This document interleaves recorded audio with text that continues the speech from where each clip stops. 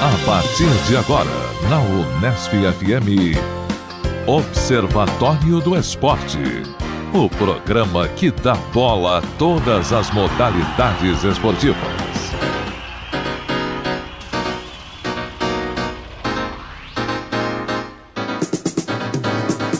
Um abraço para você sintonizado em 105,7 nas ondas da Unesp FM. Hoje é sábado, dia 26 de novembro, o ano é 2016. Eu sou o Guilherme Dias e está começando agora mais uma edição do Observatório do Esporte. No Observatório, informação e análise dos acontecimentos esportivos da semana. E hoje vamos falar sobre as mudanças que a Fórmula 1 está passando. A aposentadoria de Felipe Massa, a compra da marca por um grupo norte-americano e a significativa queda de audiência no Brasil e no mundo. Entrevistamos o repórter do portal Grande Prêmio, Pedro Henrique Marum, e o assessor de imprensa especializado em automobilismo, Rodrigo França. Portanto, fique ligado. Aqui no Observatório a informação vai além das 4 linhas. Conosco hoje, Zeca Marques e também nosso querido Tuca Américo. Começamos justamente com você, Tuca. Um abraço. Abraço a todos os amigos, ouvintes. Quero mandar um abraço, né, Zeca, especial ao Carlos Napolitano. Um abraço de todos nós. De todos nós. Nossos sentimentos, ele teve uma perda familiar, por isso não pôde estar com a gente. Então, nossos sentimentos aí, nosso abraço pro Carlão, né, e vamos tocando aqui em frente o programa. Abração, Carlão. Sem dúvida. Bem, é o seguinte, né, essa semana foi... 2 matérias na Folha de São Paulo, né? Eu vou começar pela matéria mais recente, que o Brasil é descredenciado pela Agência Mundial Antidoping, né? Que foi a matéria veiculada na última quarta ou quinta-feira, né? Inclusive as 2 matérias, é engraçado, as 2 matérias têm a mesma foto, né? Do Rogério Sampaio, que é o secretário nacional da Autoridade Brasileira de Controle de Dopagem, Zeca Marques. Parece que o controle não anda funcionando muito bem lá para a nossa agência antidoping, vamos dizer assim, né? Mas eu vou começar pelo descredenciamento. Então o Brasil foi descredenciado, né? E, na verdade, houve uma reunião do Conselho de Fundadores da WADA, da Agência Mundial Antidoping, e, na verdade, a justificativa oficial para o descredenciamento é que o Brasil não conseguiu, né? Institucionalizar, colocar em funcionamento o Tribunal de Justiça Desportiva Antidopagem, né? Então o que acontece é que, segundo a WADA, existia um prazo para colocar isso em funcionamento, o Brasil não respeitou o prazo, e por isso ele estaria, agora a linguagem de telemarketing, estaria sendo descredenciado, meu amigo Zeca Marques. Ia falar JC, Zeca Marques. Né? E o Rogério Sampaio viajou a Glasgow, né, na última quinta-feira para tentar evitar o descredenciamento, mas já tem uma nota que foi divulgada e o Brasil foi descredenciado. Até aí... E até para o ouvinte entender, na prática, o que muda aí no dia a dia esportivo? Na verdade, no primeiro momento, o que acontece é que o Brasil não tem uma instância onde pode se realizar o antidoping aqui. Por que foi criado esse laboratório no Brasil? Porque em toda a América Latina, todos os exames antidoping são centralizados aqui. Então, antes da institucionalização da criação desse laboratório, o processo era mais demorado, né? Você teria que mandar para a Europa, para os Estados Unidos, para outro laboratório credenciado, né, para que os exames pudessem ser feitos. E já existia toda uma história no Brasil, né, da construção desse laboratório antidoping, veiculado a pesquisadores, a cientistas, a médicos, para criar isso aqui, né? Então, o que fica então por trás? Na verdade, essa matéria é da última quinta-feira, e na terça ou quarta-feira, o próprio jornal Folha de São Paulo tinha veiculado outra matéria, como eu disse para vocês, que é a mesma foto, a mesma idêntica foto do ex-judoca Rogério Sampaio, que era assim: Ministério do Esporte atropela código antidoping em nomeações internas. Ou seja, me parece muito estranho você ter uma notícia que envolve a gestão da instituição e 1 ou 2 dias depois o nosso laboratório é descredenciado, né? A nossa agência é descredenciada com outra alegação. Então o que acontece? A Autoridade Brasileira de Controle Antidoping, ela está ligada ao Ministério dos Esportes, né? E 2 cargos chaves foram preenchidos com um empresário e um cartola, o que não é o que pede a Agência Mundial. Você não pode colocar numa área tão sensível como o controle antidoping pessoas que tenham interesse externos ou que já estiveram envolvidas com outras atividades, né, relacionadas ao doping. Ô, Tucamérico, isso só mostra que a década de ouro do esporte no Brasil, que envolveu a realização de vários mega eventos esportivos, então, os principais Jogos Olímpicos, Jogos Paralímpicos, Copa do Mundo, Copa das Confederações e alguns esquecem os Jogos Mundiais Militares. Sim. Então, nesta década, nós tivemos 5 grandes competições. Isso mostra que o legado, uma palavra que eu odeio, mas enfim, Sim. O legado dessas competições, a gente está vendo agora. A Confederação Brasileira de Basquetebol sofre intervenção. Sim. E agora nós perdemos uma agência oficial para controle antidopagem. Então, a impressão que dá é que, de fato, a vinda da Copa do Mundo e dos Jogos Olímpicos e Paralímpicos para o Brasil foi apenas um interesse político, para mostrar, dar visibilidade ao país como um grande centro emergente economicamente, o que se fazia sentido na década passada. Sim. Então, teve a nomeação. Quais foram essas pessoas nomeadas, né? O primeiro foi o Alexandre Velli Nunes, cargo de diretor de operações, né, da agência. E o Nunes, ele tinha uma empresa que ele não tem o controle hoje, mas o controle continua sobre a sua família. A empresa, o nome fantasia dela é No Doping, e era responsável, especializada em coleta de testes antidoping. Ou seja, você está contratando uma pessoa que está diretamente interessada financeiramente nos negócios da agência brasileira. O camarada não é isento e por então, aí é no mínimo suspeito, complica, então ele sim. não deveria eticamente nem aceitar, né, a condição de diretor. A crítica que se fez ao Gilmar Rinaldi, quando ele assumiu o cargo de superintendente da CBF, Gilmar Rinaldi, que voltou a ser, talvez, um empresário do futebol. Claro. A outra nomeação suspeita se chama Luiz Celso Giacomini, que foi nomeado diretor de Informação e Educação da agência, com salário de quase R$12 mil, e ele é ex-técnico da Seleção Brasileira de Handebol e atual presidente da Federação Gaúcha, ou seja, ele ainda está presidente envolvido, né, nisso. E para fechar a trinca maravilhosa, Sandro de Oliveira Teixeira, né, que é filho de Paulo Vanderlei Teixeira, eleito no início de outubro vice-presidente do Comitê Olímpico do Brasil e homem forte do judô aqui. Então, quer dizer, são pessoas que podem influenciar nas decisões, nos processos da agência. Até o pescoço, né? Então, fica aí a dúvida se a justificativa dada pela Agência Mundial, na última matéria, né, faz sentido. Pela matéria da Folha, não. Parece que o que está se fazendo é dar um alerta, usando uma outra desculpa para falar, coloquem ordem na casa, senão a intervenção será pior ainda e os resultados mais dramáticos possíveis. Então, acho que isso reflete, né, Zeca, um dos nomes aqui, ligado ao COB, também está ligado politicamente ao ministro dos esportes.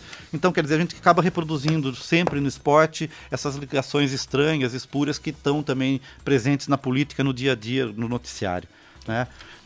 Outra notícia absurda aí em relação a doping ainda, hoje o tema é mais ligado ao doping, que também foi veiculada no UOL na última quinta-feira, que o Superior Tribunal de Justiça Desportiva baniu do esporte para a vida toda o técnico de atletismo Ronaldo Quirino de Moraes. Não confundir o Ronaldo Quirino com o Claudinei Quirino, que é o nosso medalhista, né, que ganhou a prata no 4x100 em Sydney 2000. Comentarista da Globo. Comentarista nos jogos, jogos. Então não confundir, é o técnico, é outra pessoa, né? Por ele ter dopado com eritropoetina, EPO, né? Que é uma substância que melhora o desempenho da circulação sanguínea, né? A sua circulação carrega mais sangue, seu desempenho melhora, né? Porque ele dopou esposa e filho. Então, olha aonde chegamos. Um técnico, né, totalmente sem escrúpulos, que dopou a própria esposa e o próprio filho em competições esportivas. Mas aí, pelo menos, a punição veio a galope e ele está banido do esporte, né? Então, quando funciona, tá tudo bem. E Zeca, aí pra fugir um pouco, me causou estranhamento, não sei, vocês viram aí também, né? O repórter Bruno Lourenço foi demitido da Rede Globo, ele tinha 13 anos lá de casa, foi mandado embora sem nenhuma justificativa. Para mim ele era uma pessoa importante que estava presente nas transmissões, principalmente no basquete, estava sempre envolvido nas grandes competições, né, nas coberturas. E a do Rede basquete. Globo não costuma trocar facilmente não costuma seus trocar, profissionais. né? E não existe uma justificativa, ele simplesmente também não quis comprar nenhuma briga, saiu a francesa, fui desligado da empresa, fui demitido, foi uma opção deles. Eles não querem mais o meu trabalho, só isso textualmente disse o Michel Laurence, que na verdade é o nome dele. Agora, um fato é que ele é filho do jornalista Michel Laurence, que faleceu em 2014. Então, se existia uma relação familiar, o fato do pai dele ter sido uma pessoa extremamente importante no esporte da Rede Globo, né, uma das pessoas que criou toda a questão editorial de transmissão da Rede Globo, não sei se isso tem a ver com a demissão. Mas talvez tenha sido muito bom pro Bruno. Eu acho que não falta espaço para ele nos outros canais. A gente até fez a conta esses dias de quantos canais esportivos temos hoje, né? Então acho que ele não vai ter problema em se recolocar profissionalmente. Mas fica o estranhamento do porquê da demissão, sem nenhuma explicação. Uma pessoa que estava aí apresentando eventualmente o Globo Esporte aqui em São Paulo, sempre em evidência. Então causou certo estranhamento a falta de explicação de uma emissora, e ele também não quis cobrar. Talvez tenha sido um acerto amistoso, Zeca Marques. No produto final, até me agradava o trabalho do Bruno Lourenço. O que pode ter pegado a essa situação, pode ter causado algum tipo de desconforto. A gente não sabe o comportamento do cara no dia a dia, dentro da empresa, com os companheiros. De repente, algo nesse sentido, porque fica um grande ponto de interrogação no ar. Mas eu vou voltar a comentar aquilo que eu comentei quando a gente noticiou ou discutiu a demissão do José Trajano da SPN Brasil. Sim. Eu acho que eu não gosto de me envolver nessas questões, porque eu não sei o que aconteceu, eu não sei o que houve lá dentro. E se ele mesmo se recusou a comentar a demissão e agradeceu a empresa onde ele permaneceu por 13 anos, enfim, lamento pela pessoa que a gente via no vídeo. Agora, o que acontece nos bastidores da notícia, Tucamérico? Sim, é difícil de saber, né? Saber. Alguma coisa aconteceu, porque como vocês mesmos disseram, é muito incomum uma emissora demitir um jornalista do nada, não foi por corte pessoal. Não foi reengenharia, como se diz, né? Mas causa um certo estranhamento. Vou deixar aqui só 2 notas a pedido do nosso diretor Fábio Fleury, meu Guilherme. Que ele coloque que o Brasil foi ex-campeão mundial de rafting, né? O pessoal da canoagem, é uma modalidade da canoagem.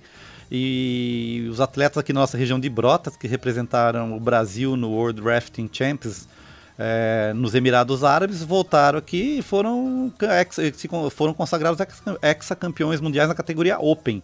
Tá?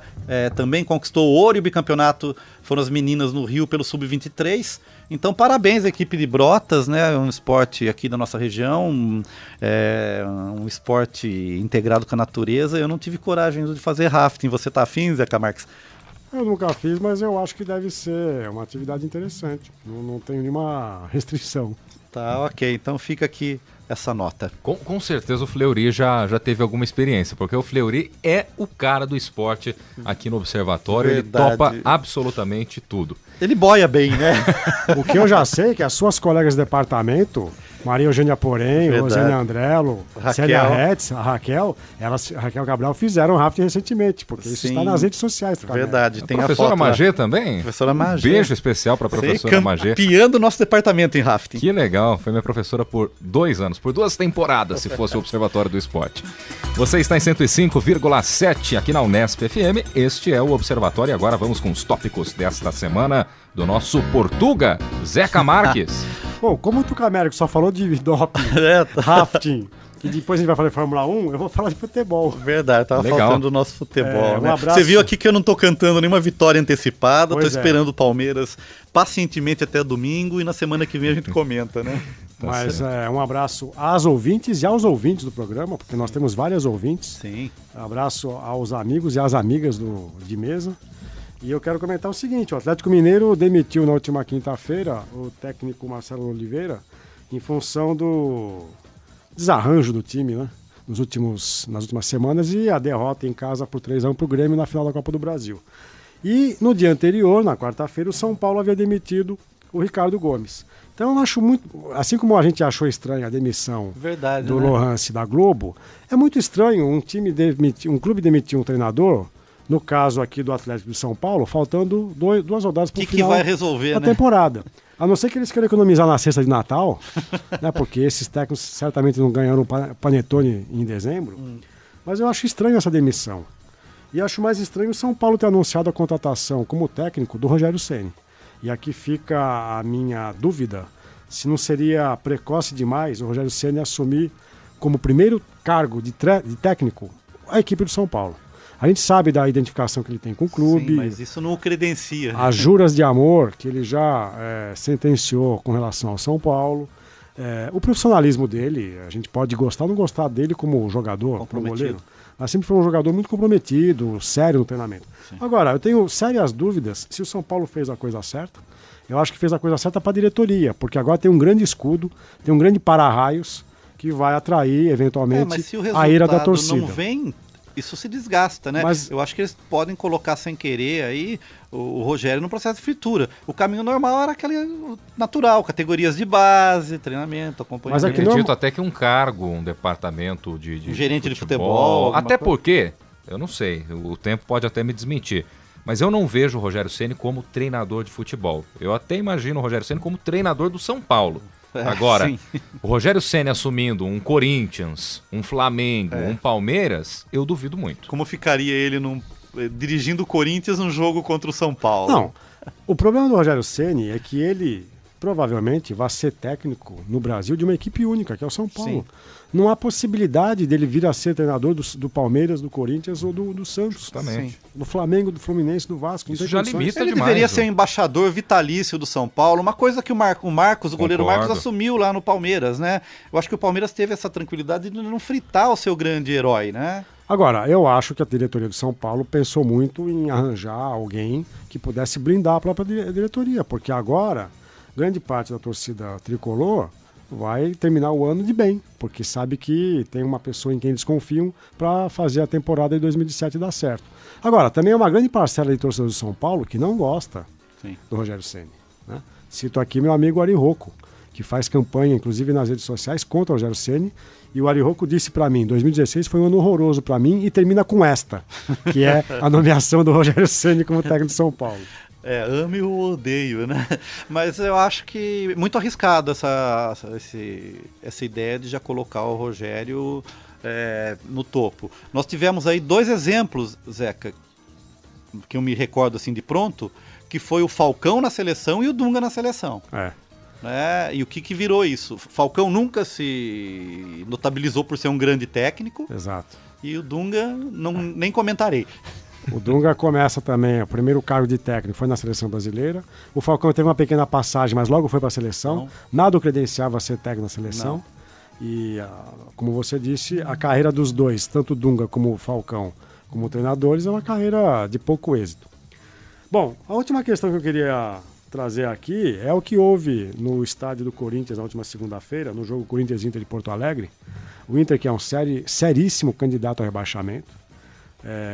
As 5 clubes que nunca caíram para a Série B, que são o Santos de São Paulo, aqui em São Paulo, o Flamengo no Rio, Cruzeiro em Minas e o Inter no Rio Grande do Sul. Muitos colocam a Chapecoense, mas a Chapecoense está há 3 anos na primeira divisão. Ela não teve um histórico de participar do Campeonato Brasileiro há mais tempo como os demais clubes. Sim. E o Inter pode deixar esse clube seleto de 5, mais a Chapecoense, pode ficar só um clube de 4 agora, que ficariam só o São Paulo, o Santos, o Flamengo e o Cruzeiro. Eu acho que é uma pena o Inter cair, mas isso também mostra a má gestão que o clube teve ao longo do ano. Sim, e não é o primeiro grande clube a cair. Não é o primeiro grande clube a cair. Mas veja que nos anos anteriores, sempre que se iniciava uma temporada, a crônica esportiva era quase unânime em dizer que o Inter tinha o melhor elenco do campeonato. Sempre começou o campeonato como favorito. Melhor elenco do futebol brasileiro, né? Sempre começava como favorito e não ganhava. Mas o que eu queria dizer é que... Eu cheguei a comentar isso várias vezes aqui. Toda vez vamos fazer um prognóstico de quem são os possíveis candidatos. E o Internacional... Eu sempre colocava o Inter. Nessa temporada, o Internacional ele chegou a frequentar ali a zona da Libertadores, até liderança do Campeonato Brasileiro, por algumas rodadas. Foi. E o que chama atenção, no caso do Inter, até para você concluir seu raciocínio, Zeca, é que analisando o elenco do Internacional, que tem de material humano, o Internacional não tem elenco para ser rebaixado. Não. Até o banco de reservas com o Nico Lopes, o Seiras, com o Alex, que foi campeão da Libertadores no Corinthians, com o Valdívia, que chamou a atenção pela sua técnica algumas temporadas atrás. O banco de reservas do Inter já mostra que o elenco é forte no papel, mas na prática não vingou. Eu acho que cientificamente o que aconteceu foi o famoso desandou a maionese. Já no começo da temporada, eu achei estranho o Inter emprestar o D'Alessandro. Não, e quando você vê a entrevista do goleiro do Inter, que eu não me recordo o nome. Danilo Fernandes. O Danilo Fernandes, ao final do jogo, você nota que o clima não está nada bom. Então tem esse caráter psicológico, o grupo, parece que eles não conseguiram se unir ali para pelo menos evitar o rebaixamento. Isso é grave. E já está tentando nos bastidores reverter a situação, né? Tapetão. Tentando acionar aí um jogador do Vitória, o Victor Ramos, se não me falha a memória, o zagueiro do Vitória, que foi em algum momento escalado de forma irregular. E não sei, o Fluminense já se livrou em algumas oportunidades, né, da Série B. Vamos ver se vai ser o caso do Internacional. Pois não, Zeca? Não, mas o que eu queria citar é o coro que a torcida do Corinthians fez para algumas centenas de torcedores do Inter que estavam presentes na Arena Itaquera, que dizia mais ou menos o seguinte: ão, vai cair igual o Fernandão. E a referência a esse Fernandão é o Fernandão, jogador do Inter, que morreu num acidente de helicóptero. Fernandão, que é tido como talvez a grande figura do Internacional, porque ele esteve presente nos 2 principais títulos que o Inter teve, campeão da Libertadores e campeão do mundo em 2006. Né? E aqui a gente esquece títulos anteriores, né? O Falcão, por exemplo, foi tricampeão brasileiro pelo Inter. Mas o Fernandão, devido a essa conquista inédita, Libertadores e Mundial, que é o que faltava para o Inter para se equiparar ao rival Grêmio, o Fernandão é tido como um dos maiores ídolos da história do Inter. E eu acho que essa referência, vai cair igual o Fernandão, é de uma infelicidade. Um mau gosto extremo. É de um mau gosto que a gente sempre olha para a torcida do Corinthians, especialmente a Gaviões da Fiel, e faz livros e eventos e celebrações ao perfil da Gaviões da Fiel, uma torcida que luta pela democracia, pela liberdade, mas eu não consigo separar as coisas. E não consigo imaginar que as organizadas também têm uma parte de responsabilidade nesse comportamento. Então fica aqui um repúdio a esse comportamento absurdo, reprovável, de brincar com a imagem de uma pessoa, do nome de uma pessoa que teve um falecimento trágico. E essa postura também, é importante a gente lembrar, não é a primeira vez que acontece esse tipo de referência em relação ao Fernandão. Teve um Grenal também, algum tempo atrás, e nesse Grenal, antes do jogo, a esposa, a família do Fernandão foi homenageada, em virtude de tudo que aconteceu. Teve uma homenagem para o Fernandão, então a família dele estava ali. A torcida do Grêmio foi extremamente deselegante e infeliz também com as provocações. Quando a dupla Leandro e Leonardo, que fizeram muito sucesso, quando o Leandro foi diagnosticado com câncer no estômago, ele teve uma morte muito rápida. Acho que ele diagnosticou o câncer e em semanas ele veio a falecer. E há relatos, isso aparecia numa coluna social à época, nos anos 90, de que a torcida do Corinthians, saindo de Cumbica, porque foi receber o time, se deparou com o Leandro e Leonardo, que voltavam de uma turnê, ou estavam embarcando, e começaram com o coro vai morrer, que é um coro típico de estado também, vai morrer. Então vejam que isso é recorrente. E o torcedor de futebol, o fanático, ele beira a irracionalidade, que é algo que a gente deveria se preocupar mais com isso e reprovar esses comportamentos. A imprensa é muito leniente nessa questão. Né? Que deveria haver jornalistas, locutores de rádio, a transmissão de televisão devia fazer isso no ar e reprovar isso no ar. Sim. E aqui, obviamente, eu vi vários corintianos se manifestando em redes sociais, em comentários de internet, reprovando o comportamento dos torcedores do seu clube. E possivelmente, até para fechar esse assunto, o Corinthians deve ser denunciado aí junto ao STJD e deve perder aí, ou ser penalizado pelo menos, não digo perder um mando de campo ou mais, mas pelo menos no bolso vai sentir o clube. E realmente, né, essa atitude da torcida não tem o menor cabimento, é de uma infelicidade tremenda. Você está em 105,7, este é o Observatório do Esporte. Pois não, Zeca Max, tem mais algum tópico aí pra gente? Não, só uma notícia que foi publicada no blog do Rafael Reis, que é um blogueiro do All Sport, que diz o seguinte: FIFA quer que jogadores usem GPS no uniforme para denunciar impedimento. Uma notícia do último dia 24 de novembro, última quinta-feira. Então é o seguinte, há equipes que já usam uma espécie de um chip na camiseta interna que os jogadores utilizam, que é um chip que vai identificar o gasto de energia. O quanto ele corre, até a própria movimentação consumo de oxigênio. Sim. Então é o desempenho fisiológico do atleta. Então esse chip já aparece dentro da camiseta de alguns atletas. O Ibrahimovic, por exemplo, já usava isso, apareceu uma vez com uma camiseta regata. Era tipo um top feminino, né? Até foi muito questionado nas redes sociais, o pessoal porque diziam que estava usando o sutiã. Estava usando o sutiã e tal, e as pessoas desconheciam que na verdade era o que a gente chama de tecnologia vestível, né? Exatamente. É uma tecnologia vestível para que tivesse um monitoramento do comportamento dele em campo. O Palmeiras começou a utilizar esse equipamento também. E a ideia de se utilizar esse sistema de GPS para definir o impedimento vem do atual presidente da FIFA, o suíço Gianni Infantino.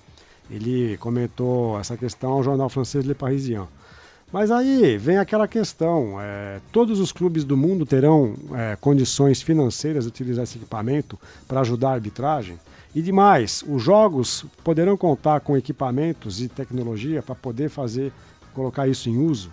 Vejam que a FIFA já colocou na última Copa do Mundo aquele sistema de verificar se a bola ultrapassou a linha de gol ou não. E hoje, apenas 2 ligas no mundo utilizam esse sistema, Tucamérico. E é um sistema extremamente complexo, viu? Acho que tem tecnologia mais simples. Acho que foi super faturado o negócio. Óbvio que foi. Mas só o campeonato inglês e o campeonato alemão utilizam esse sistema. E qual a frequência que isso acontece no jogo? Então, aí tem uma questão de custo-benefício, quer dizer, na Copa do Mundo foi utilizado o sistema para saber se a bola entrou ou não uma única vez, inclusive com o árbitro brasileiro, o Sandro Meirahit, que inaugurou mundialmente o sistema, num lance que para mim não havia dúvidas. Né? Não precisaria do reloginho não precisaria apitar, do sistema para poder detectar se a bola entrou ou não. Era o jogo França e Honduras. Mas vejam que esse sistema não está sendo colocado em prática devido aos altos custos que ele tem. E aí, a outra questão que também já se comentou da arbitragem, que é o uso do replay para auxiliar um árbitro de TV que ficaria numa cabine e que se comunicaria com o árbitro de campo para dizer se foi gol, se não foi, impedimento ou não foi impedimento, pênalti ou não foi pênalti, esse uso do replay também está engatinhando. Então, aonde eu quero chegar? Eu sou, obviamente, favorável a que tudo que possa auxiliar a arbitragem seja colocado em prática. Qual que é o problema? O futebol é o que é hoje, esse esporte praticado mundialmente, em todo o planeta, com aficionados no mundo todo, porque ele mantém regras que conseguem ter uma aplicação equânime em todos os lugares do mundo. Sim. Então, o futebol que a gente pratica no Brasil e a maneira como as regras são aplicadas aqui, não a interpretação, mas as regras que estão aqui são as mesmas da África do Sul, da Indonésia, do Azerbaijão, do Canadá, da Bolívia. Então não tem diferença. Se a gente começa a ter ligas que utilizam o GPS para saber se houve impedimento, o sistema para detectar se a bola passou ou não, ultrapassou a linha de gol, e mais videotape de cabine, a gente vai ter vários futebols, cada um com a sua aplicação de regras e interpretação de regras. Isso, para mim, é um problema para a própria modalidade. Você tira o que a gente pode chamar do grau de imprevisibilidade do resultado, que é um dos grandes atrativos do futebol mas também. Mas essa é até outra questão, porque veja, muitos que defendem o uso da tecnologia se espelham nas ligas norte-americanas. Só que uma coisa é você pensar na NFL, que é a liga de futebol americano, na NBA, no basquete ou no beisebol, que são campeonatos que só acontecem nos Estados Unidos com aquelas regras. E com aquela estrutura. As regras da NBA são diferentes das regras da FIBA, por exemplo. Futebol americano só existe ali, naquela liga norte-americana. Então é muito simples aplicar um conjunto de regras e de artefatos tecnológicos que vão ter validade naquela liga, naquele campeonato. É local, né? É local. Então não dá para imaginar que isso possa ser aplicado mundialmente. Sim. Porque uma coisa é você ter um campeonato com aquele sistema, outra coisa é você ter outros que não vão contar por falta de recursos. Sim. Então acho que é um problema pro futebol se a gente começar a ter essa diferença de uso de tecnologia para saber se foi falta, não foi falta. E tem as distorções de tecnologia também que não estavam previstas, né? Vou dar o exemplo do vôlei. O que era o desafio no vôlei? O que era para resolver uma questão de dúvida virou um pedido de tempo a mais para o técnico. Então você também pode criar essas distorções. Acaba usando de outra forma, né? Bem, eu tenho uma nota aqui entregue agora de último momento, e a nota diz que o Palmeiras decidiu acertar com o Sport Interativo as transmissões dos jogos do Brasileiro em TV fechada entre 2019 e 2024. né? Então ele não renovou com a Globo com o período. Então os jogos do Sport do Palmeiras entre 2019 e 2024, né, estarão no Sport Interativo. Isso significa que Sport TV nesse período aí não vai contar com o Palmeiras. TV aberta, ok, mas pelo menos no Sport TV o torcedor palmeirense vai ficar por anos e anos sem acompanhar o seu time. Sim, e recebeu aí um adiantamento, as luvas de quase 100 milhões de reais. Lógico que é parcelado isso, né? Mas vamos ver aí o que vai acontecer com isso, né? E na verdade essa discussão é bem velha já, né, Zeca? E muitos times reclamam o fato da Globo transmitir prioritariamente sempre os jogos de Corinthians e Flamengo. Então isso é histórico. Então vamos ver o que acontece. E temos uma nova perspectiva, vamos ver o que acontece com essas transmissões também do Palmeiras no Sport Interativo, que, embora seja canal pago, não é um canal à la carte. Você não vai ter que pagar a mensalidade da sua TV a cabo e mais ainda... Não funciona no sistema pay-per-view. Pay-per-view, né, que é o que chama dos canais premium. Que você tem que comprar o pacote. A não ser que eles comecem a utilizar esse expediente até 2019, o que pode acontecer também, até porque o Sport Interativo já fechou, além do Palmeiras, com o Santos, com a Ponte Preta, com o Atlético Paranaense, com o Coritiba, com o Figueirense e com o Internacional de Porto Alegre, e continua negociando com outros clubes. Sim, o Santos, que é outro também que sempre cobrou a transmissão de seus jogos, né, de forma mais efetiva. Sempre foi um esquecido pela TV Globo. Né? Sem dúvida. Só pra gente fechar então, palpitão rápido aí do Observatório, Palmeiras é campeão já nesse final de semana, Tuca? No próximo programa eu te conto. O Tuca não quer se comprometer. Zeca, vai ser campeão esse fim de semana? Eu não gosto de fazer prognósticos. Poxa vida, assim fica difícil. O nosso diretor e também o Silvestre Oliveira, que está na produção técnica hoje, só com um positivo. Palmeiras é campeão amanhã ou não? O Fleury disse que não. O Silvestre também disse que não. É corintiano. E você, Guilherme, seu prognóstico? Eu prognóstico para esse final de semana é que o Vasco vai conseguir o acesso hoje à tarde. Então, só. Se depender dessa mesa, parece que o Palmeiras não vai ser campeão no domingo, pelo menos. Vamos então para a matéria desta semana. A locução é do Heitor Facini. Observatório do Esporte. Confira a reportagem da semana. Um tema em debate. O piloto Felipe Massa fez sua corrida de despedida no Brasil no Grande Prêmio de Interlagos no último dia 13 de novembro. Depois de 3 temporadas disputadas pela Fórmula 1, o brasileiro se aposenta definitivamente no próximo dia 27 de novembro. A saída de Felipe Massa coincide com a queda de audiência televisiva da modalidade. Se nas décadas de 80 e 90 o esporte era o segundo na preferência do brasileiro, nos últimos anos a audiência só vem caindo. No Brasil, segundo dados do Instituto Ibope, a Globo, detentora dos direitos televisivos da Fórmula 1, registrou uma queda de 50% na audiência entre 2005 e 2015. A tendência também é mundial. Segundo o portal F1 Fanatic, entre 2008 e 2015, a modalidade perdeu 1/3 de seus espectadores. O Observatório do Esporte entrevistou o assessor de imprensa e jornalista especializado em automobilismo, Rodrigo França. Rodrigo indica que a queda de audiência não é só na Fórmula 1. A audiência de TV aberta no mundo inteiro está caindo, né? Isso é um fenômeno mundial e que não se refere só à Fórmula 1, né? Acho que hoje em dia existem dezenas de opções de entretenimento além da TV aberta. Então você tem a concorrência da TV fechada, Netflix, as séries, a internet, o YouTube, todos esses fatores sempre vão fazer com que o esporte, como a Fórmula 1, tenha concorrência não só de outros esportes, mas de outros entretenimentos. Então acho que isso é um fator importante para ser analisado e que explica a audiência cair como um todo no mundo inteiro, né? Rodrigo França é autor do livro Ayrton Senna e o Jornalismo Esportivo, que foi desenvolvido como sua dissertação de mestrado.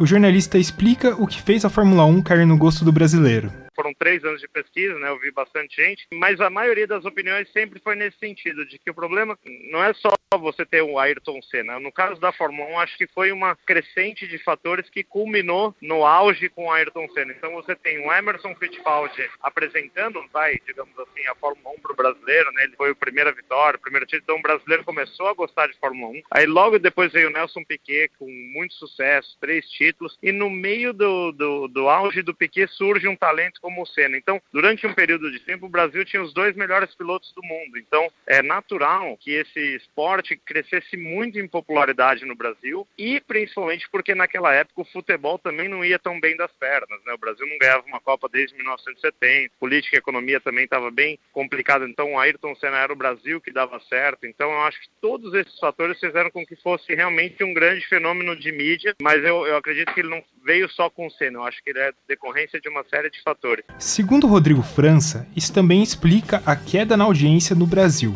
Você não ter um piloto lutando pelo título, você não ter um piloto brigando por vitórias em todas as corridas, faz com que aquela parcela que não goste do esporte, mas só quer assistir porque o brasileiro ganha, porque o brasileiro está ali na frente, essa parcela deixa de ver a Fórmula 1 e passa a ver o UFC. Aí o UFC para de ter brasileiro ganhando, ele vai ver tênis. O brasileiro deixa de ganhar no tênis, ele migra para outro esporte, assim vai. A reportagem também conversou com o repórter do portal Grande Prêmio, especializado em automobilismo, Pedro Henrique Marum.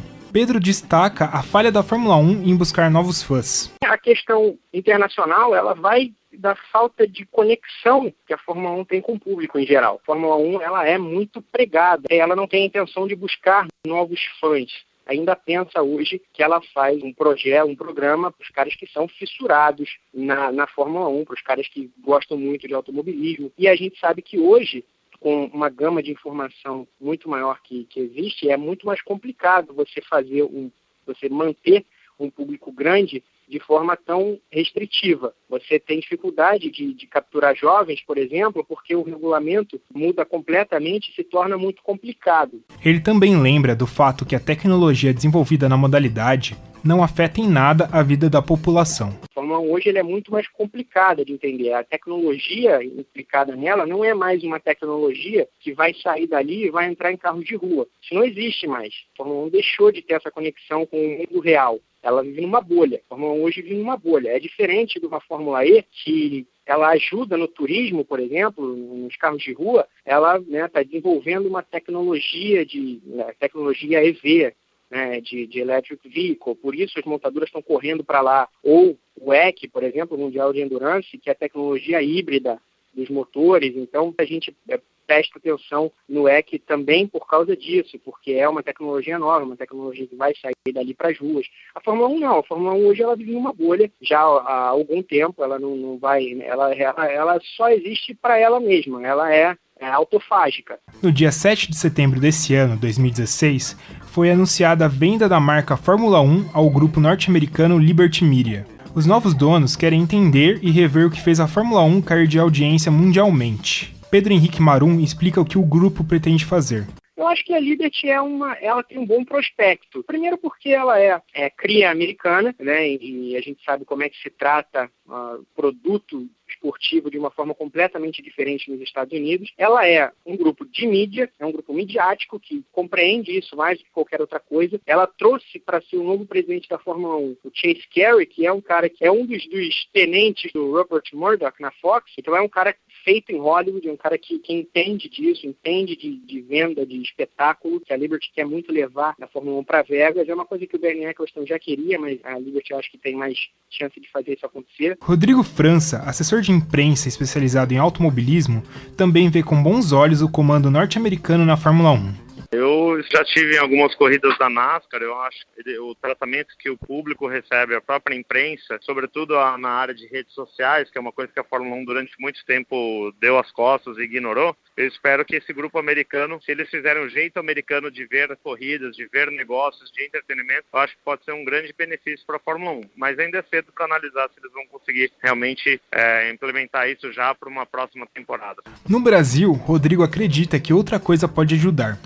Na opinião dele, a TV fechada e a segmentação dos canais são alternativas interessantes. Você pegar caso da Inglaterra, Alemanha, França, é muito comum, né, que a transmissão seja no cabo. Para o aficionado, eu acho que não é uma ótima notícia para quem é fã mesmo, para quem gosta de automobilismo, porque você pode ter acesso a mais cobertura, um tempo de exposição muito maior. Então, vou dar um exemplo prático, né? Se tiver no Sport TV, por exemplo, você pode ter a cobertura da coletiva de imprensa que acontece depois com os 3 primeiros, você pode ter o pódio, você pode ter uma análise dos comentaristas e dos narradores de meia hora, né? Que a gente chama de pré-hora. O pré-hora pode ser bem longo, a pessoa falando da expectativa, enquanto que na Globo começou a corrida e terminou, imediatamente já tem que passar para uma próxima programação, porque vai ter que passar seriado, novela ou telejornal, qualquer outra coisa. Então acho que o caminho da TV a cabo da segmentação é inevitável. Eu acho que, mas isso não é só com a Fórmula 1, acho que com tudo. Só que realmente o futebol é um caso muito à parte por ser uma paixão número 1, 2 e 3 do brasileiro. O repórter do portal Grande Prêmio, Pedro Henrique Marum, também concorda com essa ideia.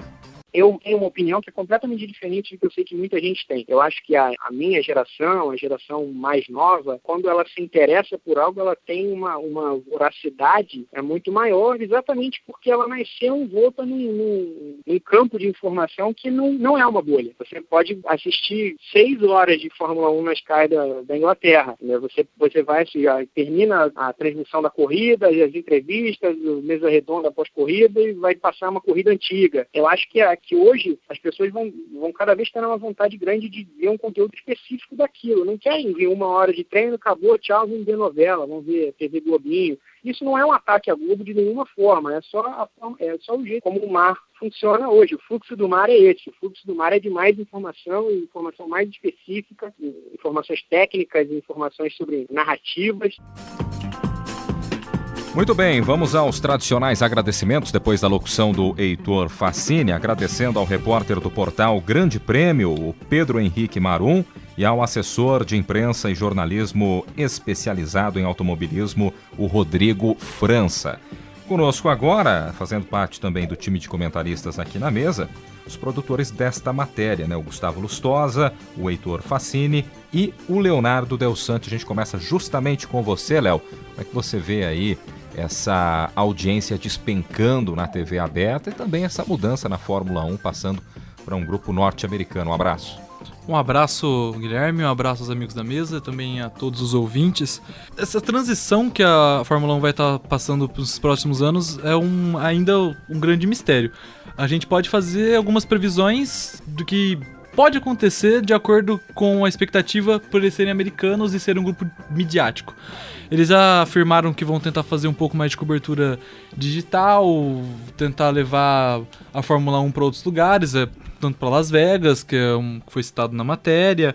Então isso traz uma perspectiva de tornar o campeonato um pouco mais atrativo também para jovens, porque uma coisa levantada nas entrevistas é que o público da Fórmula 1 ele é muito específico e ele está envelhecendo. A Fórmula 1 não tem uma grande capacidade de atrair novos públicos. Tem esse problema realmente de renovar, né, os seus telespectadores, principalmente aqui no Brasil, a gente está sentindo muito isso nos últimos anos. Sim, né? sim. No Brasil a gente pode pontuar até alguns outros fatores que a gente vai entrar mais a fundo, que é um primeiro fato que o brasileiro ele gosta de vitória. E não tem uma referência hoje. Até né? por costume midiático. Porque a transmissão na Globo, por exemplo, que é a emissora que transmite a Fórmula 1 historicamente no Brasil, ela pauta muito nos brasileiros.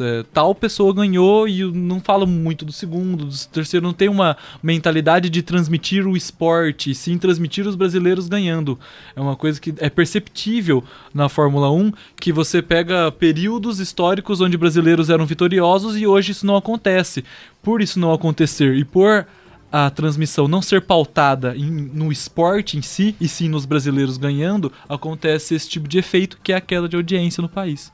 Tá certo. Queria ouvir também o Gustavo Lustosa. E aí, Gustavo, agora o Felipe Massa saindo da categoria, possivelmente 100 brasileiros para o ano que vem na Fórmula 1 nesse momento de transição, como pontuou o Leonardo Del Sante. Qual a sua expectativa aí para as próximas temporadas? Um abraço para você. Um abraço, Guilherme, um abraço aos amigos da mesa, um abraço aos ouvintes. Eu não sei, eu acho que a tendência é continuar caindo a audiência mesmo, porque como o próprio Rodrigo cita nas sonoras dele, ele fala que o brasileiro ele gosta mais dos vencedores do que do próprio esporte, mais ou menos, porque um exemplo recente, além da Fórmula 1, é o UFC, que alguns anos atrás você tinha uns 3 brasileiros com o cinturão, o Anderson Silva, o Cigano e o José Aldo. E tinha outros brasileiros bem também, como o Belfort. Chegou até a ter transmissão do TUF, que era tipo um reality show pra descobrir novos lutadores. E agora que os brasileiros não estão com o cinturão, também já tem caído a audiência e o prestígio dos brasileiros. Então agora eu acho que com essa saída do Massa da Fórmula 1, eu acho que vai cair mais ainda. E eu acho que é por aí mesmo, né, Heitor? O Lustosa foi muito feliz na comparação dele, né? Enquanto a gente vive um bom momento com uma referência no esporte, ótimo. Depois... É que eu acho que o que causa mais espanto na gente por causa da Fórmula 1 é porque a Fórmula 1 já tinha, pelo menos pra mim, né? Eu uso da minha experiência pra isso, de quando eu era pequeno assistir Fórmula 1 junto com meu pai, acompanhar as corridas do Rubinho Barrichello no início dele, da Ferrari, tudo isso. E a Fórmula 1 teve tanto tempo com essa... sempre tendo pelo menos um brasileiro brigando lá em cima, que é até estranho a gente pensar nessa comparação de que a gente só assistia a Fórmula 1 porque os brasileiros estavam bem. É muito estranho por causa que já tinha criado meio que essa tradição. E realmente, você pensar até o ano que o Massa ficou em segundo lugar, perdendo o título no GP de Interlagos, até aquele momento os brasileiros podiam não vencer, mas sempre tinha um brasileiro que brigava lá em cima. Se tanto o Rubinho quanto o Massa depois. E pra mim, é muito estranho ver não ter um brasileiro sendo destaque em alguma equipe. Um protagonista, né? Um brasileiro realmente chamando a atenção dentro da modalidade, da categoria. Tuca, Zeca, vocês atravessaram outros momentos também, né? Da Fórmula 1. Tá chamando a gente de velho, Zeca. Não nesse sentido. Veteranos, experientes, tá, né? Certo. E atravessaram momentos de glória, pelo menos para o Brasil, dentro desta modalidade. Como é que vocês observam, avaliam esse momento de decadência da Fórmula 1 aqui no Brasil? Eu e o Zeca somos da época do Fittipaldi, depois José Carlos Patti, né? Mas eu ia falar justamente isso, que a minha primeira grande lembrança de Fórmula 1 é uma prova em que o Wilson Fittipaldi... Wilsinho Fittipaldi. Estava à frente do Emerson e era uma transmissão da Globo, aquelas transmissões dos anos 70 que não se comparam com as que a gente tem hoje. Os carros parecem que estão em câmera lenta, vendo hoje. Exatamente. Você citou o José Carlos Passe, até porque eu também sou José Carlos, eu tinha uma torcida especial por ele, que aliás dá nome ao Autódromo Interlagos. Isso. Faleceu num acidente de avião. Mas enfim, eu acho que o que os nossos entrevistados já comentaram, e eu quero reforçar aquilo que você sempre disse, Tuca Américo. Aqui no Brasil a gente gosta da modalidade em que há brasileiros vencedores. Sim. Então, se a Fórmula 1 começa a não ter protagonismo porque a gente não tem pilotos vencedores, é natural que isso caia no ostracismo, como vem acontecendo com a Fórmula 1. E eu não vejo, em médio prazo, uma possibilidade de reviravolta nesse quadro. Não, e na verdade, eu acho que o grande problema da Fórmula 1, né, não é nosso nem da torcida, é da Rede Globo. Né, porque, de certa forma, ela também ajudou a criar esse mito, né, dos corredores de Fórmula 1, não, porque, lógico, eles têm os méritos, né? Mas eu acho que em alguns momentos que o Brasil não estava tão bem, a Globo ainda superdimensionava o papel dos brasileiros na Fórmula 1 e ela conseguiu manter essa audiência durante um tempo. Agora, esgotando aí a fonte, não tendo pilotos na Fórmula 1, vai ser difícil ela conseguir manter uma audiência, né? Eu acho que é um problema grave. A gente já discutiu aqui que há pouco tempo, não sei se foi esse ano, a gente já comentou, não me lembro, pela primeira vez ela deixou de transmitir ao vivo uma corrida de Fórmula 1. Era uma coisa impensável, né? A corrida de Fórmula 1, como o futebol, estava na grade da TV Globo, né? Sempre tinha prioridade, né? Prioritária. Com exceção as partidas de futebol. Que sim, aí... claro. E eu pergunto também para vocês, né, que se o problema nosso também é que o Senna tá para o automobilismo, que foi a seleção de 70 para o futebol, né?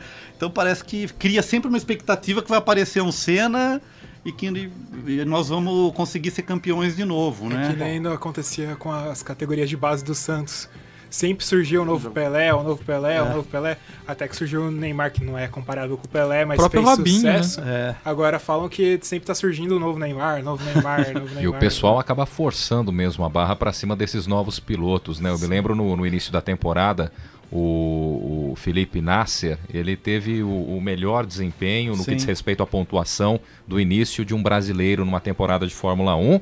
E nossa, nos noticiários no dia seguinte, Felipe Nasser, esse é o futuro do automobilismo no Brasil, esse é o nosso representante. Que tinha até patrocínio do Banco do Brasil. Sim, e de repente, nos últimos meses não se ouve mais falar no Felipe Nasser, né? Agora, assim como o Pelé diz que o seu Dondinho e a mãe dele fecharam a fábrica depois que ele nasceu, então, portanto, não haverá um segundo Pelé, eu também acho que a gente dificilmente terá um segundo Ayrton Senna. Sim. Até porque se a questão fosse genética, o sobrinho dele poderia ter tido Já teria resolvido o problema. O Bruno Senna não teve o sucesso esperado. Assim como o Edinho podia ter com o Pelé depois. Exatamente. Só completar uma coisa, Heitor, antes de você fazer seu comentário. Recebi informação aqui, caros amigos, que nosso diretor Fábio Fiorin, em 1976, aos 14 anos, você pode calcular a idade dele aí, né? Ele participou, foi lá espectador de uma corrida em Interlagos, Zeca, com a equipe Copersucar. Explica aí a equipe Copersucar. Copersucar era um projeto dos Fittipaldi, junto com a ideia do Proálcool brasileiro, né? Sim. De criar uma empresa genuinamente nacional. Uma escuderia brasileira. Uma escuderia brasileira.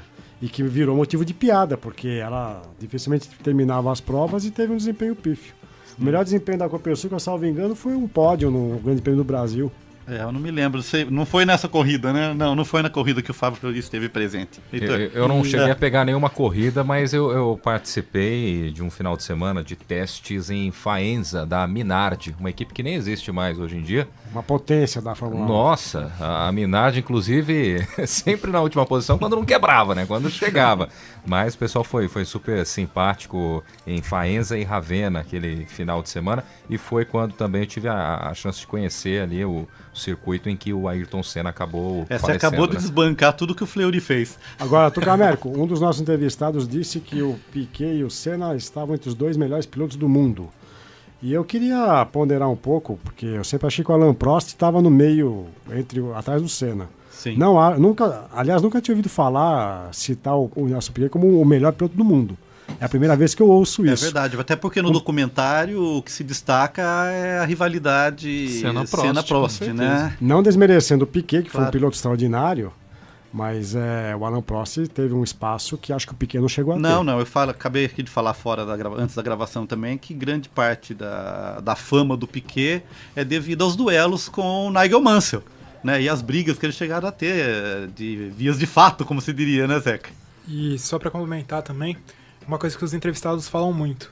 O problema também não é só no Brasil que a Fórmula 1 está perdendo audiência. Perdeu audiência em torno do mundo inteiro.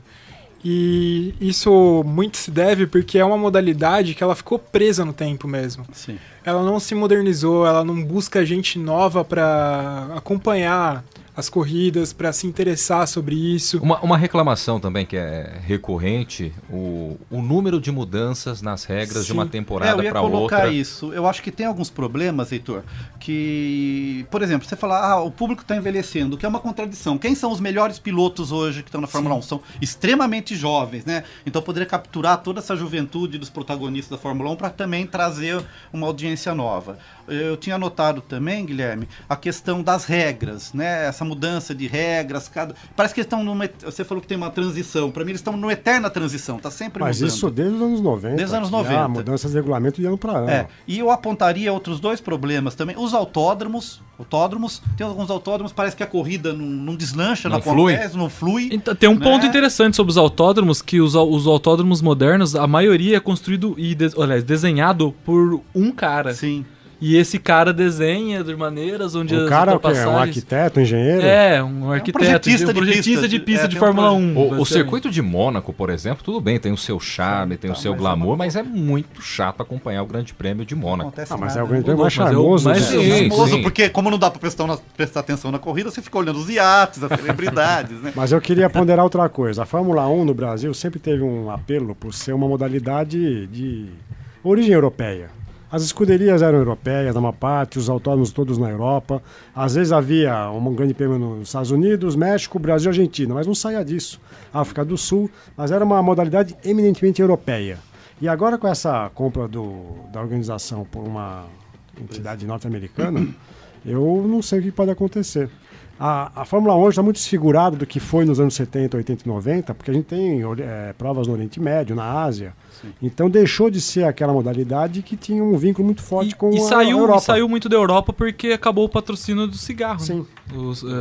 Antigamente, todas as escuderias eram patrocinadas por marcas de cigarro. Sim. E como na Europa é proibido você veicular propaganda de cigarro em esportes, os grandes prêmios acabaram migrando da Europa, alguns para a Ásia. O que não significou que as marcas voltassem, porque não se pode a transmissão com os carros estampando marcas de cigarro para esses países. Então, mas lá o petróleo manda, então o dinheiro roda mais lá. Eu acho que uma última questão também da queda, um pouco da audiência da Fórmula 1, é que tem um certo grau de previsibilidade da corrida, né?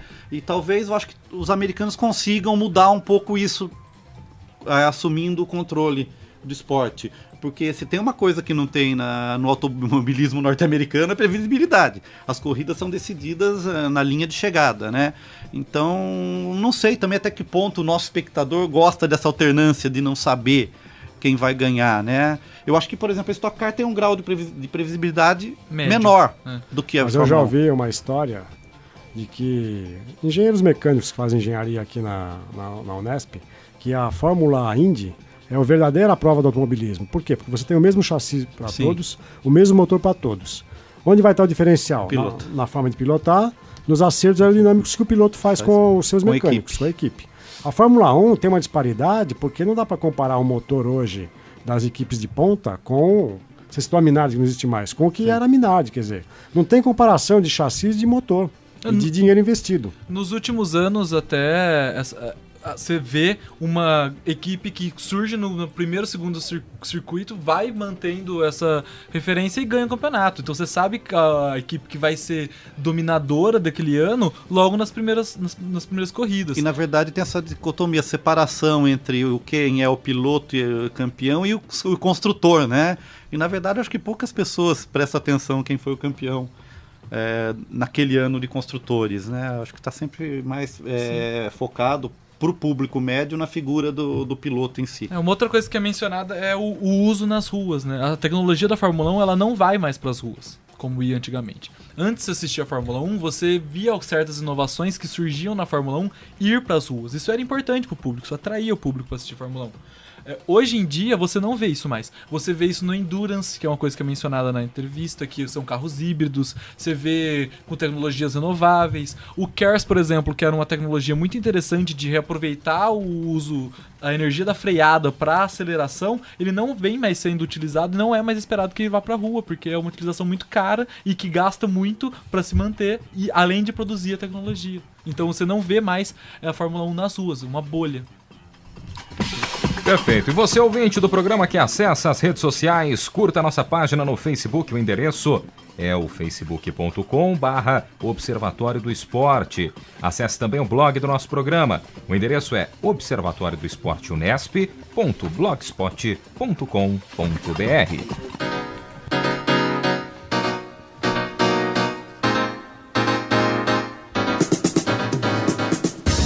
E o Observatório do Esporte deste sábado vai ficando por aqui. Teve locução de Guilherme Dias e também do Heitor Facini, comentários de Zeca Marques e Tuca Américo, equipe de reportagem recheada com Heitor Facini, Leonardo Guerino, Isaac Toledo, Gabriela Brizotti, Adriele Silva, Leonardo Del Sante, Tomás Garcia, André Magalhães, Gustavo Lustosa e Camila Gabriele. Direção de Fábio Fleury. Produção técnica Silvestre Oliveira. O Observatório do Esporte é uma atividade de extensão do GCEF, o Grupo de Estudos sobre Comunicação Esportiva e Futebol da Unesp. Lembrando que o Observatório do Esporte vai ao ar em 2 horários, sempre à meia-noite, de sexta para sábado, e também no sábado às 11 horas da manhã. Para você um grande abraço, obrigado pelo carinho da audiência e até a próxima. Observatório do Esporte, informação além das 4 linhas. A Unesp FM apresentou Observatório do Esporte, o programa que dá bola a todas as modalidades esportivas.